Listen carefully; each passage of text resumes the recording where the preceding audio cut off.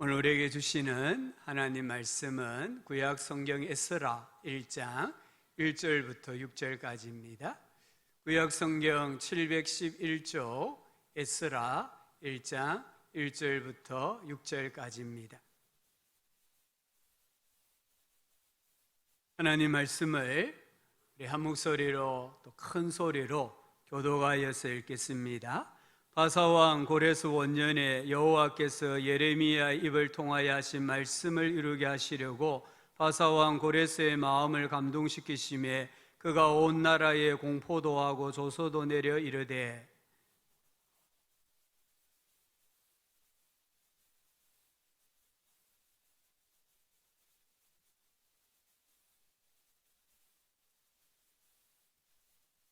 이스라엘의 하나님은 참 신이시라. 너희 중에 그의 백성된 자는 다 유다 예루살렘으로 올라가서 이스라엘의 하나님 여호와의 성전을 건축하라. 그는 예루살렘에 계신 하나님이시라.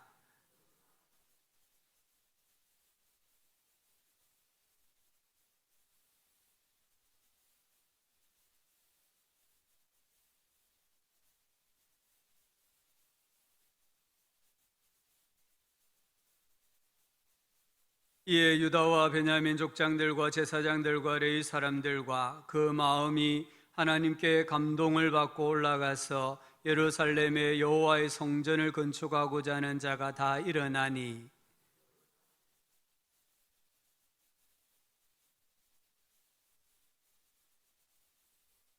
예물을 기쁘게 드렸더라. 아멘.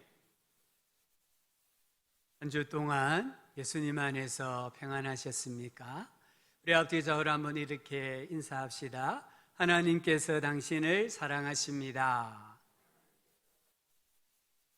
아멘. 하나님은 사랑이시라 했습니다. 우리 하나님의 사랑은 참으로 놀랍고 위대한 것 같아요. 벌써 이렇게 천고마비의 계절 10월을 주시고요. 오늘 하나님 앞에 예배하러 나오게 해주셔서 너무나 감사를 드립니다. 최경주 선수가 한국인 최초로 미국 프로골프 챔피언스 투어에서 우승을 차지했대요. 이 코리안 탱크란 별명을 가지고 있잖아요.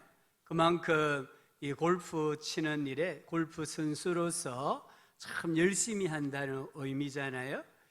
그가 우승을 차지하고 인터뷰에서 그의 롱런 비결이 무엇인가를 물었어요. 그때 그가 하는 말이 나는 매일 공을 300번 칩니다. 이 스윙 연습을 300번 한다는 거잖아요. 그리고 잘 먹고 꾸준히 연습하는 것입니다.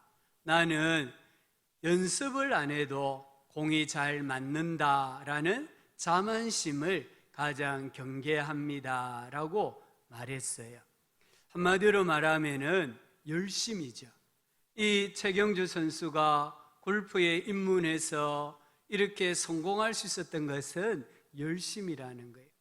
열심이 없이는 성공도 없잖아요. 우리 이 도둑도 열심이 있어야 대도 큰 도둑이 된다고 하잖아요. 우리 신앙생활도 열심히 있어야 돼요.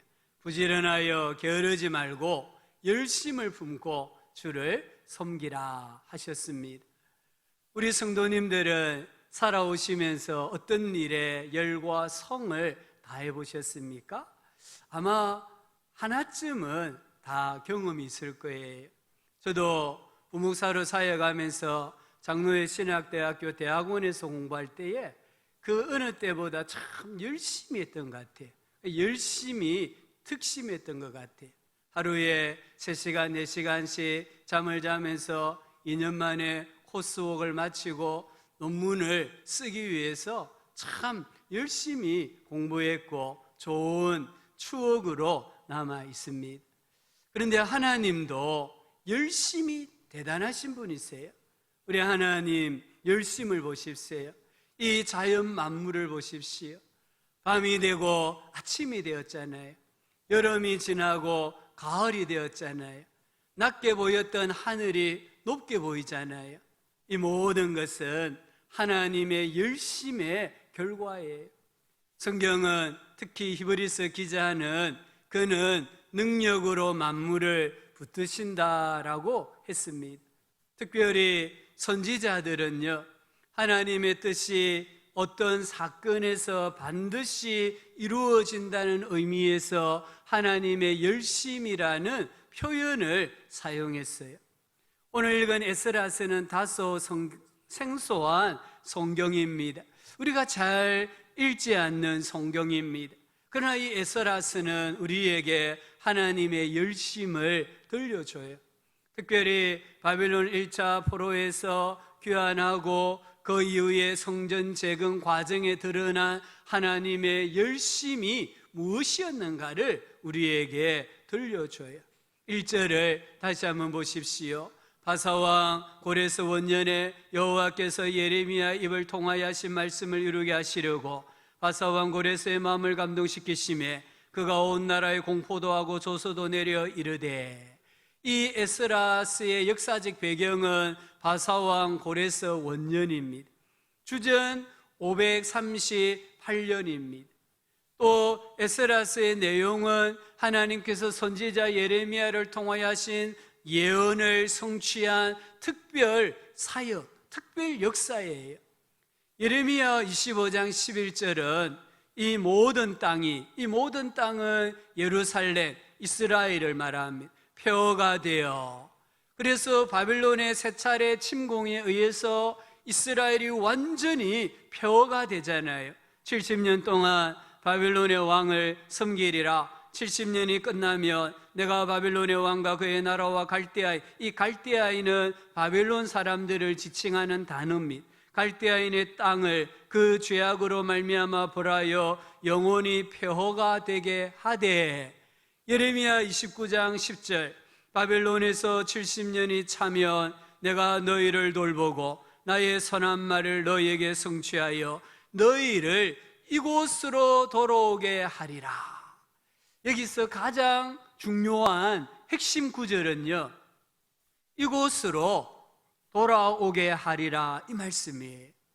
바벨론이 멸망해도 이스라엘이 이곳으로, 예루살렘으로, 성전의 터가 있던 곳으로 돌아오지 못한다면 아무 의미가 없습니다. 우리 하나님께서 자기 백성이 이곳 예루살렘으로 돌아와서 무너진 성전을 재건하도록 하시기 위해 바벨론을 멸망시키셨다라고 말씀합니다. 우리 하나님은요, 예루살렘에 좀 집착하시는 것 같아요. 우리 하나님은 예루살렘 성전에 대해서 조금은 집착하시는 것 같아요. 그 이유가 무엇일까요? 이런 말이 있습니다. 인간은 공간을 만들지만 그 공간은 인간의 삶과 관계에 영향을 미친다.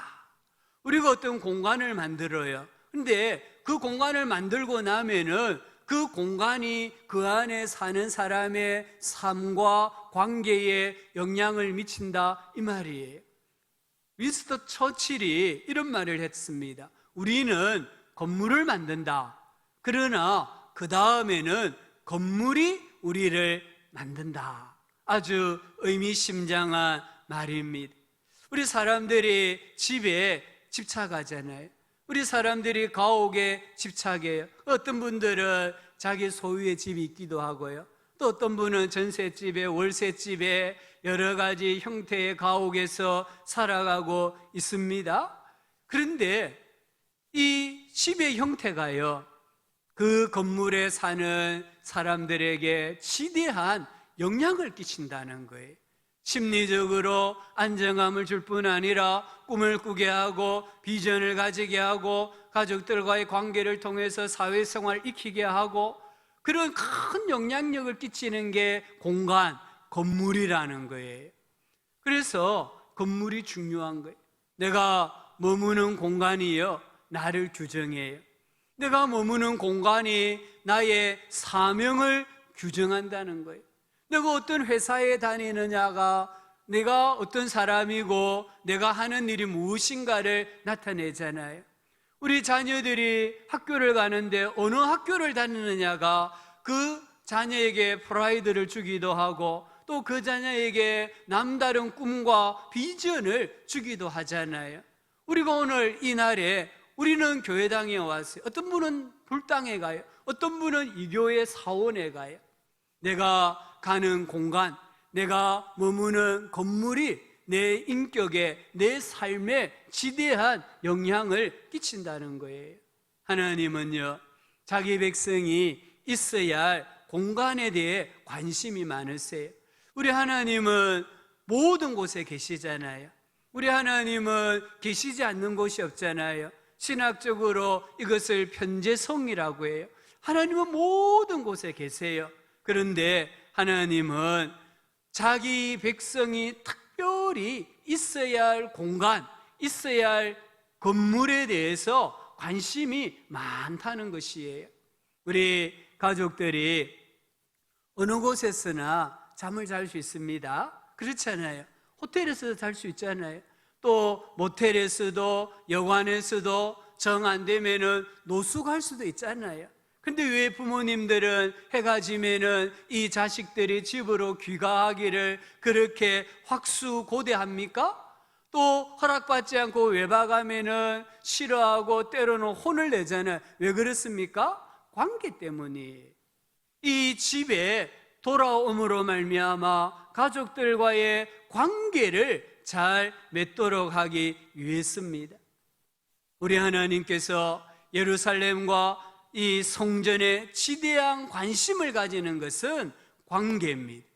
하나님은 성전에서 성도들과 바른 관계를 맺기를 원하세요.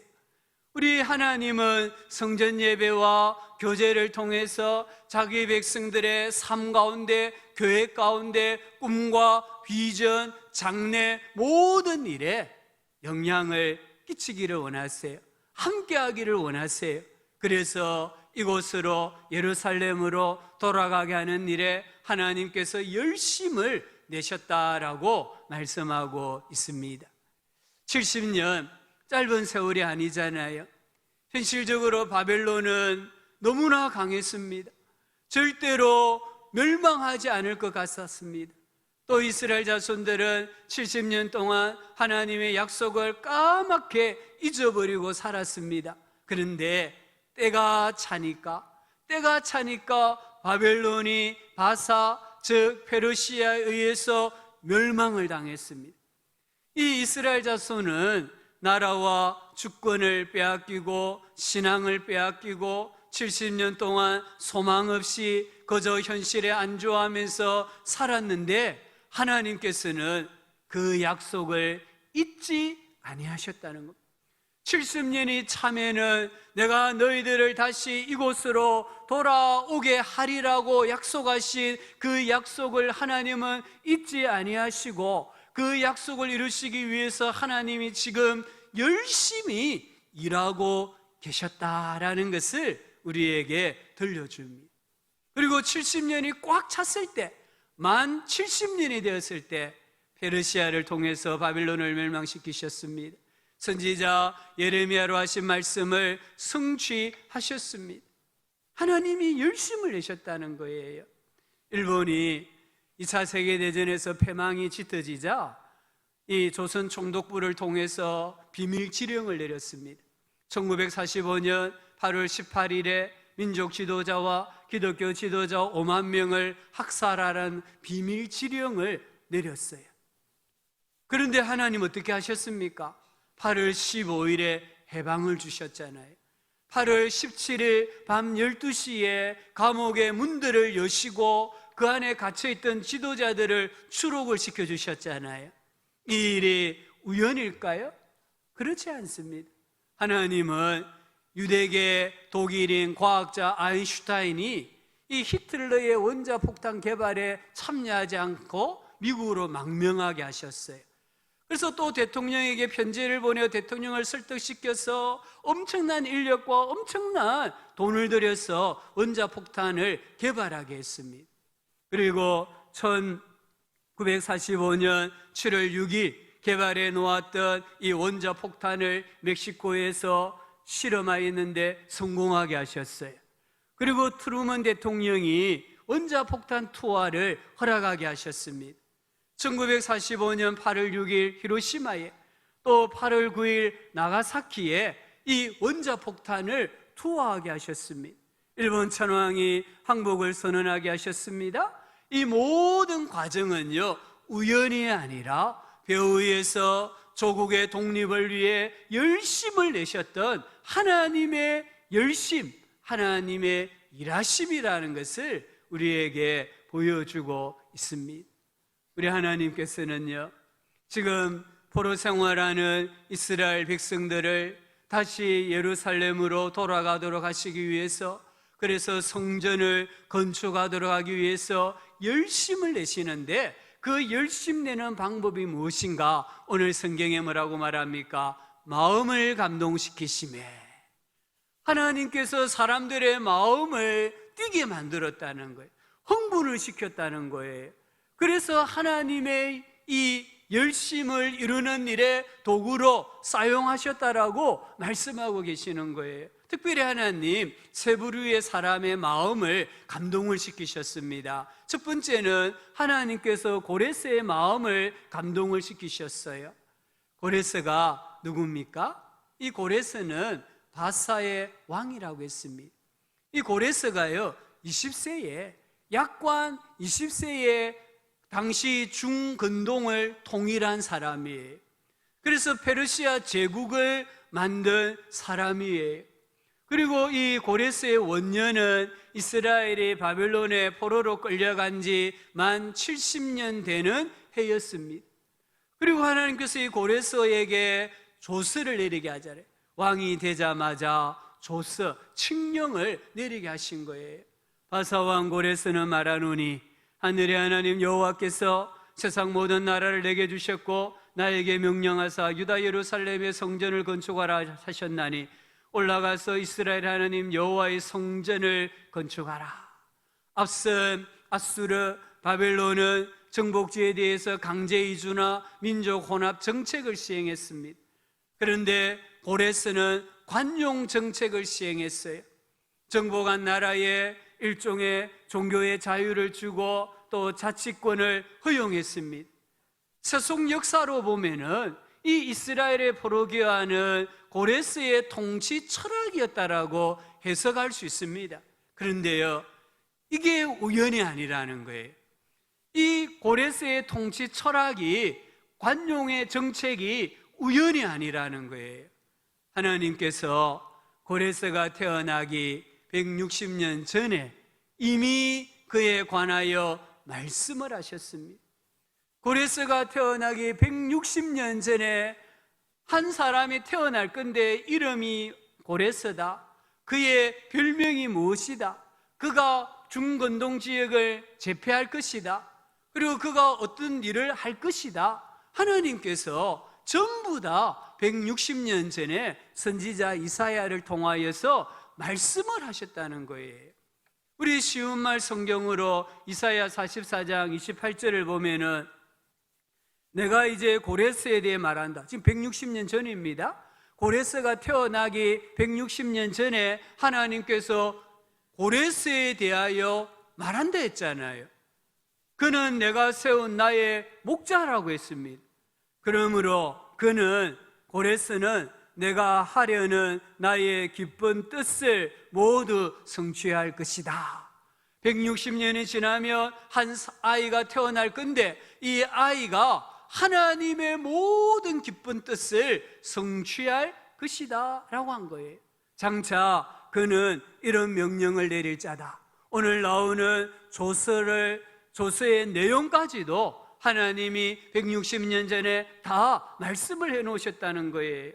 곧 예루살렘 도성에 대해서는 그 성을 재건하라 할 것이고, 예루살렘 성전에 대해서는 그 성전의 기초 공사를 하라 할 것이다. 45장 1절에 이것은 주께서 기름 부어 세운 자의 고레스에 대해서 하신 말씀이다. 하나님께서 고레스에게 기름 부어 나의 종이라고 지금 말씀하신다는 거예요. 2절에 주께서 고레스에게도 이렇게 말씀하셨다. 그러면서 2절 3절에 보면은 고레스가 중근동을 지배하고 페르시아 제국을 만들 것에 대하여서 미리 160년 전에 다 말씀을 하셨다는 거예요. 그러면서 3절 중간에 보면 그러면 너 고레스는 너를 지명하여 부른 자가 바로 나 주임을 알게 될 것이고 너를 불러서 사용하는 자가 이스라엘의 하나님인 줄을 알게 될 것이다. 4절입니다. 너는 나를 알지 못하였지만 내가 너를 불러서 내게 영광스러운 칭호, 왕이라는, 황제라는 칭호를 주셨다고 했습니다. 그 까닭은 하나님께서 160년 전에 고레스가 태어나고 고레스가 중근동 지역을 제패하고 고레스가 이런 조서를 내리고 고레스가 하나님의 모든 일을 할 것에 대하여 미리 예언하셨던 이유, 목적이 뭐냐는 거예요. 그 까닭은 나의 종 야곱, 곧 내가 택한 이스라엘 백성을 도우라고 내가 너를 지명하여 부른 것이다. 이 모든 예언의 목적이, 종착지가 어디입니까? 하나님께서 택한 이스라엘 백성을 도우라고, 이스라엘 백성들이 만 70년이 찼을 때에 고국으로 돌아가게 하는 일에 사용하시기 위해서 하나님이 다 예언해 놓으셨다는 거예요. 고레스 통치 철학은 우연이 아닙니다. 그의 지혜도 아닙니다. 그와 함께 나라를 세웠던 충신의 충원도 아닙니다. 하나님 말씀의 성취입니다. 그래서 고레스는 이 자신의 인생에 일어난 일을요, 하나님의 시간으로 해석합니다. 하나님의 관점으로 해석합니다. 그러다 보니까 뭐라고 고백합니까? 고레스는 하나님을 하늘의 신이다라고 고백하잖아요. 이 말은 하나님이 최고의 신입니다. 하나님이 역사의 참 주권자이십니다 라는 고백이에요. 그리고 고레스는 하나님이 세상 만국을 자기에게 주셨다라고 고백하잖아요. 자기 힘으로 이 열국을 제패한 게 아니다. 보통 사람은요, 어떻게 하든지 자기에게 공을 돌리려고 해요. 그런데 고레스는 내가 페르시아 제국을 건설한 것은 하나님께서 내게 선물로 주셨기 때문이다 라고 고백합니다. 그리고 고레스는 호로기안과 성전 건축을 명령합니다. 그리고 느부갓네살 왕이 예루살렘 성전에서 탈취해 온 성전 그릇을 다 돌려줍니다. 7절부터 11절에 나옵니다. 외국에 빼앗긴 유물을 돌려받는 게 쉽지가 않습니다. 오랜 시간 동안 관계를 맺고요, 또 엄청난 외교적 노력을 해야만 프랑스에 우리가 빼앗긴 이 유물 하나 겨우 받아와요. 영국의 대형 박물관에 가보면요, 세상에 진귀한 유물들, 보물들이 다 있어요. 이게 전부 다 영국이 힘을 가지고 빼앗아 온 거예요. 그런데 돌려줍니까? 안 돌려줍니다. 절대로 안 돌려줍니다. 그런데 고레스는 하나님이 그의 마음을 감동하시자 자발적으로 이스라엘 특별 전시관에 진열되어 있는 성전 그릇을 돌려주겠다, 넘겨주겠다고 합니다. 이 말의 의미는 이 그릇들은 내가 주인이 아니라 하나님이 주인이십니다, 이 말이에요. 이제 주인에게로 돌려주겠다, 이 말입니다. 또 이 말씀의 의미는요, 성전을 재건하는 목적을 말씀하는 거예요. 성전 재건은요, 단순히 건물을 짓는다 이 말이 아닙니다. 성전 재건은 예배를 회복한다는 의미입니다. 구약시대로 말하면 제사를 회복한다는 의미입니다. 제사를 지낼 때에 많은 성전 그릇이 필요합니다. 그런데 성전 그릇이 없다고 하면은 조금 예화가 잘못될 수 있지만, 우리 안 믿는 분들이 제사를 지내는데 이 음식을 담을 그릇이 없다고 한다면 어떻게 되겠습니까?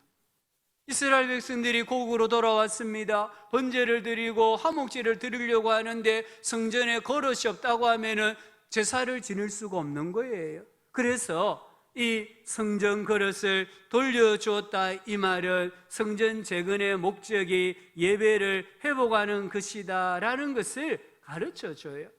성전은 성도의 삶과 하나님의 관계에 영향을 미치는 공간입니다. 하나님은 성전 재건을 통해서 자기 백성이 성전에 머물기를 원하시는 거예요. 자기 백성이 예배를 회복하고 성도와 교제하고 예배자의 죄를 사하고 예배자에게 하늘의 복과 땅의 복을 주시기를 원하시는 하나님의 마음을 표현하고 있습니다. 이 하나님의 거룩한 비전을 이루기 위해 하나님께서 고레스를 사용하셨는데 그가 세상에 태어나기 160년 전에 이미 그에 대하여 예언하셨고, 때가 되자 하나님이 고레스를 들어 서시고 그의 마음을 감동시키셔서 하나님의 열심을 이루는 도구로 쓰시는 것을 볼 수가 있습니다. 하나님의 열심이 특심하다는 거예요. 두 번째로 하나님은요, 이스라엘 백성의 마음을 감동을 시키셨습니다. 오늘 5절에 보면은 이에 유다와 베냐민 족장들과 제사장들과 레위 사람들과 그 마음이 하나님께 감동을 받고 올라가서 예루살렘에 하나님의 성전을 건축하고자 하는 자가 다 일어나니, 하나님에게 마음이 감동된 유다 지파, 베냐민 지파, 족장들, 제사장들, 레위 사람들, 일반 평민들이 예루살렘으로 올라갔다는, 귀환했다는 것이에요. 70년 동안 살아온 삶의 터전과 기반을 포기한다는 건 힘듭니다. 한 번도 가보지 않은 나라, 여행해보지 않은 나라, 단지 열조들의 고향이라는, 모국이라는 이거 하나 때문에 모든 걸 내려놓고 올라간다는 것은 쉬운 일이 아니에요. 여기 올라간다는 것은 용호동에서 남포동 가는 걸 말하지 않습니다. 이 수산, 도성에서 이 예루살렘까지 거리는요 1500km예요. 강을 건너야 되고 사막을 건너야 되고 산맥을 넘어야만 예루살렘에 돌아올 수 있어요. 그래서 성경을 읽어보면 그 여정이 4개월에서 5개월 정도 걸렸다고 했습니다. 그 긴 여정을 위해서 삶의 기반을 다 포기하고 가면은 무엇이 기다릴는지는 알지도 못하면서 하나님이 마음을 감동하시니까 희생하고 헌신하고 예루살렘으로 올라가는 이 유다 포로 백성들을 볼 수가 있는 거예요. 하나님이 감동하시니까 되는 거예요. 세 번째는 참 하나님은 열심히 특심이십니다. 우리 하나님은 자기 백성들이 이 예루살렘으로 올라가도록 하시기 위해서요, 오늘 말씀해 보니까 이방인들의 마음을 감동을 시키셨습니다. 4절은 고레스의 조서 내용입니다. 그 남아있는 백성이, 그 남아있는 백성은 유대인을 말합니다. 어느 곳에 머물러 살든지 그곳 사람들은 유대인이 아닌 모든 사람을 말합니다. 마땅히 은과 금과 그 밖의 물건과 짐승으로 도와주고 그 외에도 예루살렘에 세울 하나님의 성전을 위하여 예물을 기쁘게 드릴지니라. 이게 조서의 내용입니다. 근데 6절을 보시면요, 그 사면 사람들이 은그릇과 금과 물품들과 짐승과 보물로 돕고 그 외에도 예물을 기쁘게 드렸더라. 이게 가능합니까? 지금 이스라엘 백성들, 자기들에게 노동력을 제공했던 이 이스라엘 백성들이 고국으로 돌아가려고 합니다. 그런데 돌아가서 잘 살아라고, 성전을 건축하라고 지금 돈을 막 준다는 거예요. 금반지를 빼주고 은반지를 빼주고 지금 지갑을 열고 보물창고를 열고 그리고 심지어 낙타도 제공하고, 어떻게 이런 일이 가능합니까? 인간의 본성으로는 절대 불가능합니다. 그러나 하나님이 하시면 됩니다. 하나님이 하시니까 인간적으로는 불가능하지만 이런 역사가 일어나고 있지 않습니까? 이런 일이 한 번만 일어났을까요? 아닙니다. 성경 읽어보십시오. 이런 사건은요 시대마다 계속 일어납니다. 출애굽할 때였습니다. 출애굽기 3장 21절 22절에 내가 애굽 사람으로 이 백성에게 무엇을 입게 한다고 하셨습니까? 은혜입니다. 은혜를 입히게 할지라 너희가 나갈 때에 빈손으로 가지 아니하리니 여인들이 모두 그 이웃 사람과 및 자기 집에 거류하는 여인의 자기 집에 거류하는 여인 누굽니까? 애굽 사람입니다.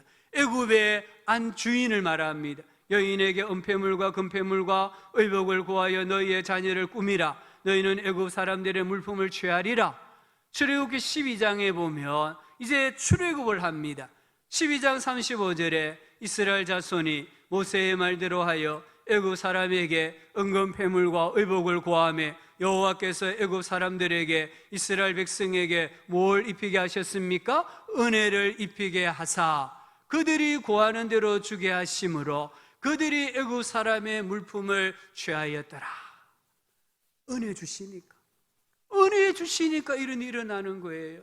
하나님께서 애굽 사람들에게 강권하는 은혜를 주시니까 자기의 금, 은, 폐물을 다 주는 거예요. 좋은 옷을 주는 거예요. 그러면서 이 이스라엘이 출애굽하는 걸 돕는 모습을 볼 수가 있습니다. 또 한 번 사건이 있었습니다. 교회가 처음 세워질 때였습니다. 초대교회 때였습니다.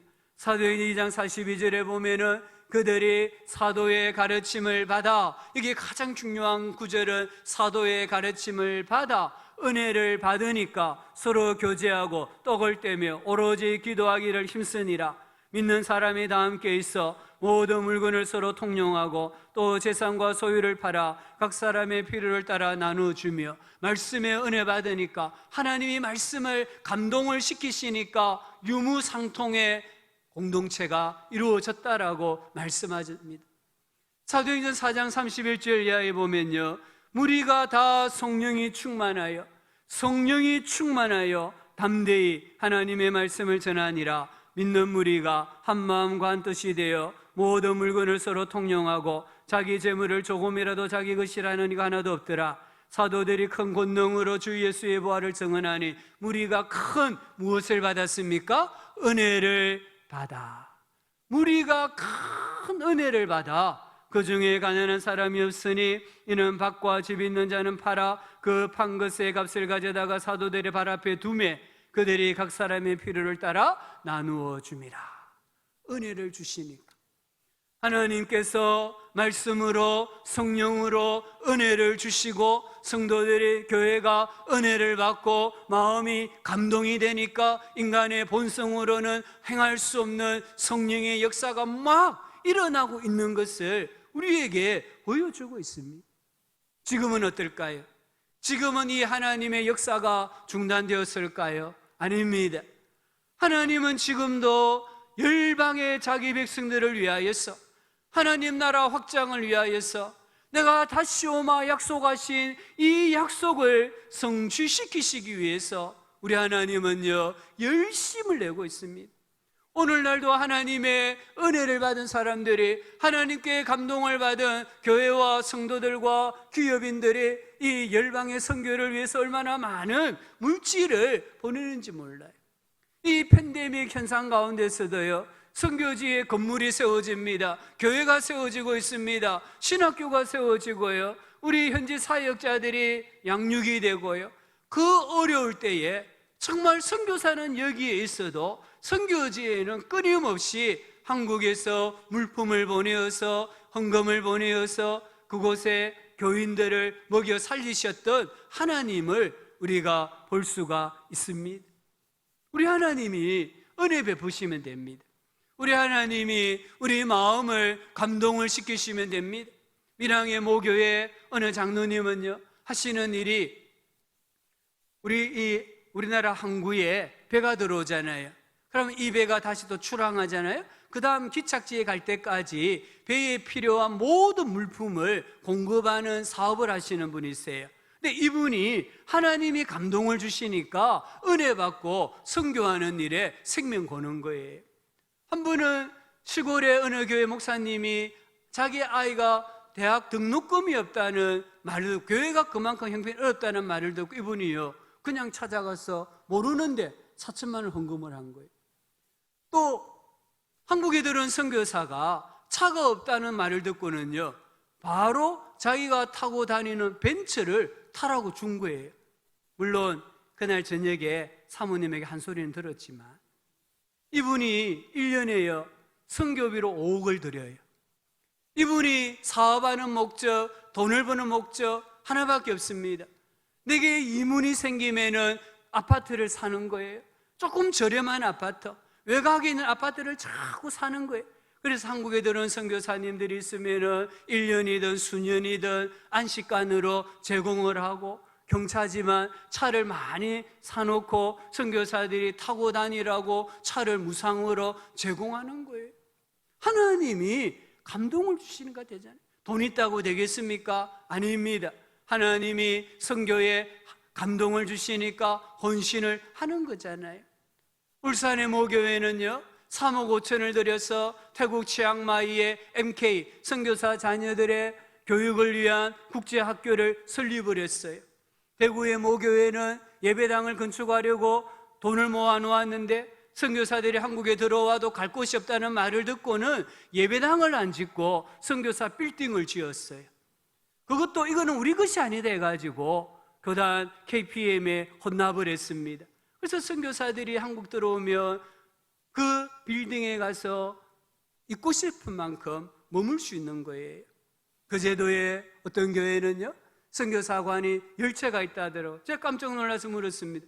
그 목사님 하시는 말씀이, 물론 그 제도는 우리 부산보다는 좀 수준이, 경제적인 수준이 높은 도시잖아요. 그곳 성도님들이 하나님께 복을 받아서 집이 2채, 3채가 있는데 선교사들이 한국 들은 오갈 곳이 없다는 말을 듣고는 선교관으로 쓰라고 교회 앞에 내놓았다는 거예요.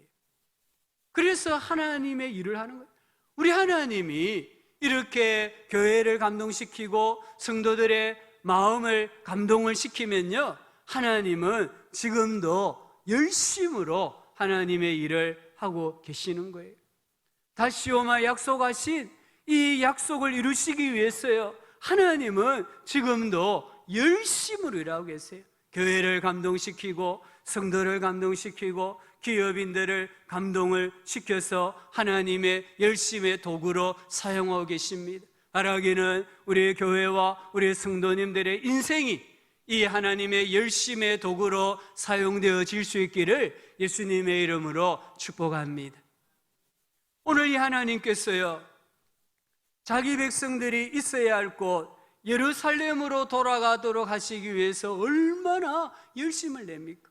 160년 전에 고레스라는 인물에 대해 예언하게 하셨고, 고레스의 마음을 감동시키시고 백성들의 마음을 감동시키시고 심지어 이방인들의 마음을 감동시키셔서 하나님의 열심을 이루어가는 것을 봅니다.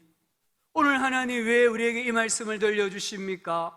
하나님께서 너를 위해서도 나를 위해서도 열심을 내고 계신다는 거예요. 우리 하나님은 지금 내 인생을 위하여서 우리 교회를 위하여서 열심을 내시고 열심으로 일하고 계신다는 것을 우리가 믿어야 합니다. 우리 하나님께서는 인생의 문제와 상황으로 말미암아 낙심하지 말라고 하십니다. 아무리 긴 터널도 출구가 있다라고 말씀하고 계십니다. 그래서 욥기 23장 8절부터 10절 말씀, 우리 이 말씀을 같이 읽어보겠습니다. 그런데 내가 앞으로 가도 그가 아니 계시고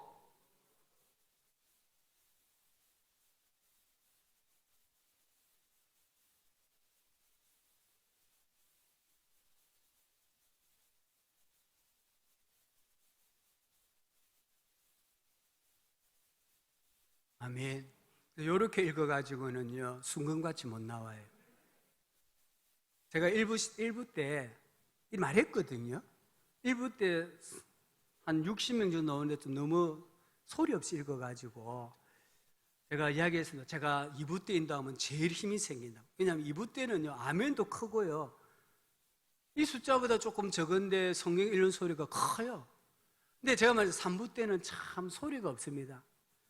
성경 읽는지 찬송 부르는지 대표자가 기도해도 아멘도 안 나오고 그러면서 우리 일부 참석자들에게 크게 한번 다시 읽자 했거든요. 제 예언이 딱 맞아 떨어졌잖아요. 이래 읽어가지고는요 마귀가 안 떠나요. 복이 안 와요. 자, 다시 이 말씀요 진짜 중요한 말씀이에요. 욥기 23장 8절부터 10절을 큰 소리로 다시 한번 읽도록 하겠습니다. 그런데 내가 앞으로 가도 그가 아니 계시고 뒤로 가도 보이지 아니하며 그가 왼쪽에서 일하시나 내가 만날 수 없고 그가 오른쪽으로 돌이키시나 배울 수 없구나. 그러나 내가 가는 길을 그가 아시나니 그가 나를 단련하신 후에는 내가 순금같이 되어 나오리라. 아멘. 욥이 어떤 사람입니까? 욥이요, 하루아침에 자녀 다 잃었잖아요. 하루아침에 재산 다 잃었잖아요. 하루아침에 몸에요 종기가 생겨서 기와장으로 끌것댔잖아요. 하루아침에 아내가 저주하고 떠나버렸댔잖아요. 하루아침에 친구들이라고 와서 하는 말이 너 죄 지었으니까 회개하라고 막 이 마음을 긁고 있잖아요. 그래서 욥이 하나님 찾은 거예요. 하나님 살아계십니까? 하나님 역사하고 계십니까? 그런데 하나님 대답이 없어요. 침묵이에요. 오늘 여기 말씀해 보세요. 그런데 하나님 뭐라고 하셨습니까? 하나님이 일하고 계시는데, 하나님이 일하고 계셔서 내가 왼쪽으로 돌아서 보니까 하나님 안 보이는 거예요. 오른쪽으로 돌아보니까 하나님 안 보이는 거예요. 뒤를 돌아봐도 하나님이 안 보이는 거예요. 얼마나 낙심이 되겠습니까? 절망이 되겠습니까? 그런데 그의 마음에 이런 깨달음이 온 거예요. 그러나 내가 가는 길을 그가 아시나니 그가 나를 단련하신 후에는 내가 순금같이 되어 나오리라. 그래서 지금 이 욥은요, 하나님께서 일하고 계시는데 보이지는 않는데 지금 하나님이 재련 작업하고 계시는구나. 나를 순금 같은 인생으로 만들기 위해서 지금 하나님이 부지런히 재련 작업을 하고 계시는구나. 그렇게 알고 고백하고 믿었다는 거예요. 요셉을 보십시오. 요셉이 애굽 바로의 술 맡은 관원장의 꿈을 해몽해 줬을 때 요셉은 다음날 당장 나갈 줄 알았습니다. 그런데 하나님은 2년 동안, 만 2년 동안 요셉을 옥에 가두어 두셨어요. 욥이 하나님께 얼마나 원망했을까요? 그런데 하나님은 만 2년입니다. 만 2년 동안 아무 말씀도 안 하시고 감옥에 요셉을 넣어두신 거예요. 만약 요셉이 자기의 원하는 대로 그때 나왔다고 하면은 여전히 히브리 노예 종입니다. 그런데 하나님은요, 뜻이 계셨던 거예요. 하나님은 요셉의 인생은 종으로 끝날 인생이 아니라는 거예요. 그래서 하나님께서는요, 애국 궁궐에 들어가셔가지고 물밑 작업하셨던 거예요. 바로에게 꿈을 꾸게 하시고요, 갑자기 2년 만에 술 맡은 관원장이 요셉을 기억나게 하시고요, 또 요셉이 감옥에서 나오게 하시고요, 요셉이 바로의 꿈을 해몽했을 때에 바로가 믿게 하시고요. 그래서 이 요셉이 애굽의 총리가 되어서 유대 민족뿐만 아니라 열국을 기근으로부터 건져내는 하나님의 일에 쓰임받는 인물이 되게 하셨다는 것을 우리가 볼 수 있지 않습니까? 하나님이 보이지 않습니까? 기억하십시오. 하나님은 지금 물밑 작업을 하고 계십니다. 하나님은 내 인생을 고귀하게 높여 세우시기 위해서 지금 하나님은 물밑 작업을 하고 계세요. 그러므로 어떤 시간과 어떤 사건 가운데서도 하나님의 일하심, 하나님의 열심을 생각하면서 두려워하지 마십시오. 기도하십시오. 하나님의 일하심을 기대하십시오. 그리고 오늘 해야 할 일을 충성을 다해서 행하십시오. 더 나아가서 나를 향한 하나님의 열심으로 교회를 섬기십시오. 이웃을 섬기십시오. 그리고 선교를 향한 꿈을 꾸시고 그 일에 하나님께 쓰임을 받는 우리 교회가 되고 우리 성도님들 다 되실 수 있기를 예수님의 이름으로 축원합니다. 아버지 하나님, 하나님이 보이지 않지만 하나님 일하고 계신다고 하셨습니다.